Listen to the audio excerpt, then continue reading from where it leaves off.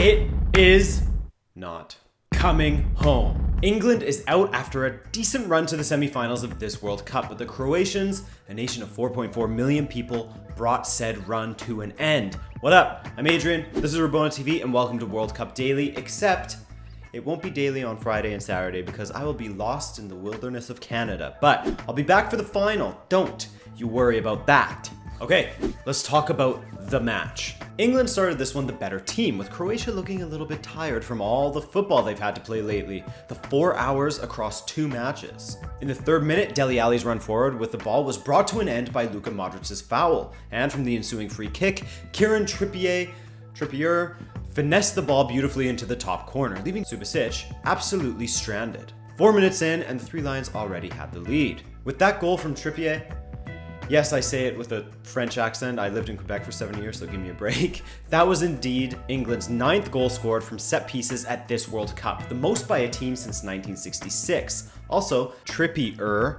became just the 2nd English player to score directly from a free kick. The first, come on, you know who it is.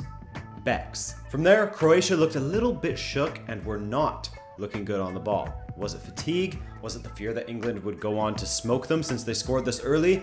Was it that Croatia was starting to believe that it was indeed coming home?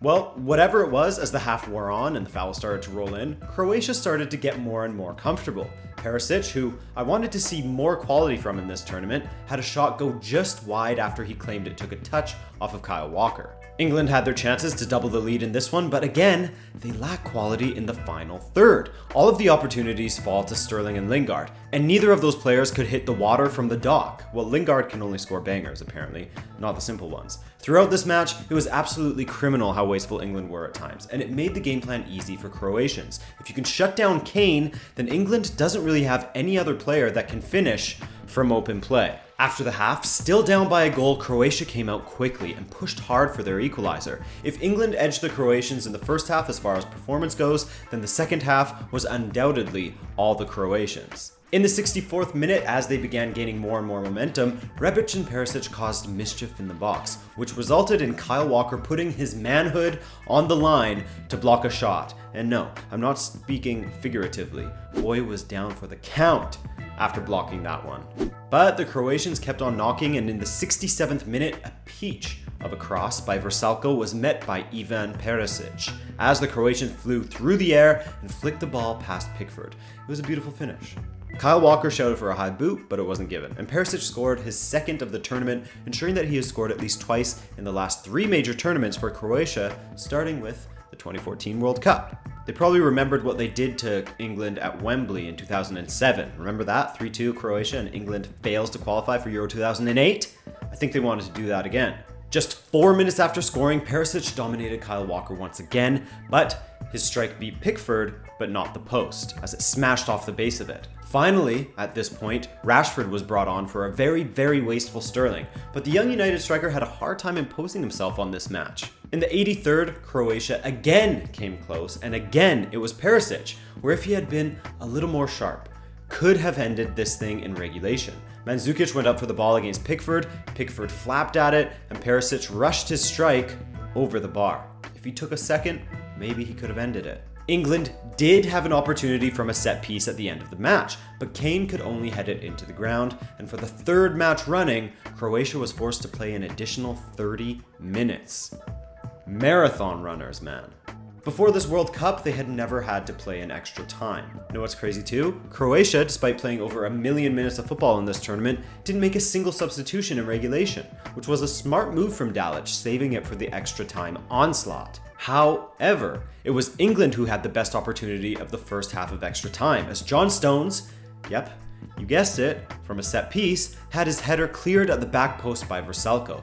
If he wasn't there, 2-1 England. But he was there, so still 1-1. In the second half of extra time, Croatia tried a clever short-ish corner to Brozovic, but his shot was sent skyward. 2 minutes later, however, of all the teams to shut off defensively, you'd think that it would be this undoubtedly very tired Croatian team. But after a weak clearance effort from Kyle Walker, John Stones lost track of Mandzukic in the box, and as the ball came back in the English area, the Croatian was the first to pounce and slotted it past Pickford. 2-1 Croatia.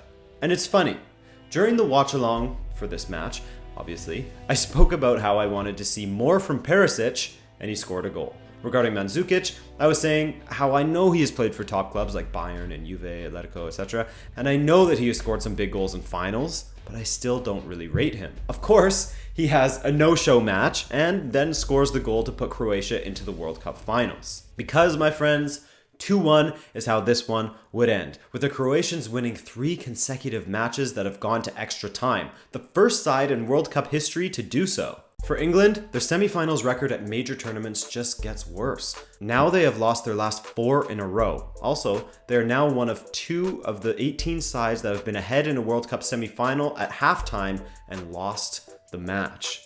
Only 2 of 18 sides have done that, and England's one of them. Despite this, England can definitely be proud of their team and get excited for what the future holds. This is a young team that genuinely seem to enjoy each other's company instead of the bitterness from club football rivalries that was rife in the England camps during the Ferguson and Wenger eras, and add the Liverpool guys in there as well. Is it okay to admit that England had the easiest possible route to the World Cup finals? Yes, they did, as Panama was one of the worst teams in the tournament, Tunisia weren't great, Colombia is not Colombia without James, and Sweden was punching above their weight a bit. Croatia was the toughest competition they had faced until this point in the World Cup, and as the Belgium match doesn't really count, and ultimately, England's over-reliance on set pieces to get them goals is what killed them.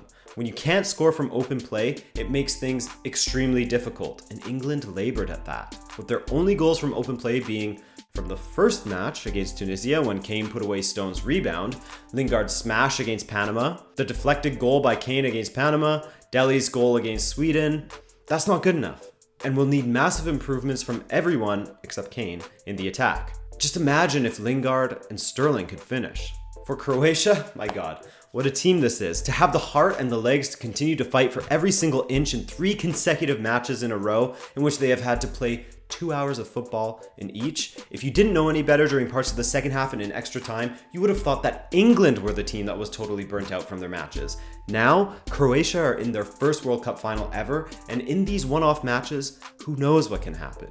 No team has been able to get the best of them over 90 minutes, and I wouldn't put it past them to go on and win this thing somehow.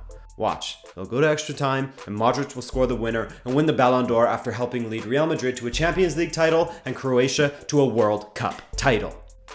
I don't know, actually. I gotta think about that. And I'll let you guys know what my thoughts are on the final right after these messages. I mean, tomorrow in my World Cup Finals preview video. So, commiserations to the England fans out there. Falling at the semi-final hurdle is never easy. I remember 2006 when Portugal was agonizingly close to tying it up with France, and then we lost out. Figo with that header that went over at the end. Ugh. And then we got smashed in the 3rd place match. Those are always nice. Anyways, thanks for watching this video, and if you enjoyed it, do drop a like and subscribe if you're finding us for the first time. Oh, and like I said, guys, I'll see you tomorrow for the World Cup final preview video. Bye.